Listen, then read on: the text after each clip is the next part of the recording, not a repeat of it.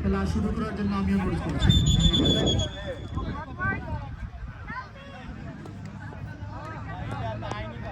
খেলা শুরু হতে যাচ্ছে জকিগঞ্জ লায়ন্স ভার্সাস সোবারো এসএসসির মধ্যকার খেলাটি।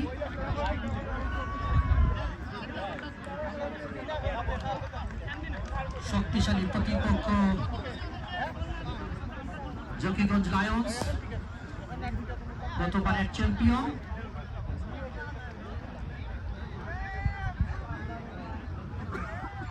জকিগঞ্জ লায়ন্সের ম্যানেজার আমরা দেখতে পাচ্ছি আফজাল লস্করকে, দলকে দারুণভাবে তিনি উজ্জীবিত করেছেন।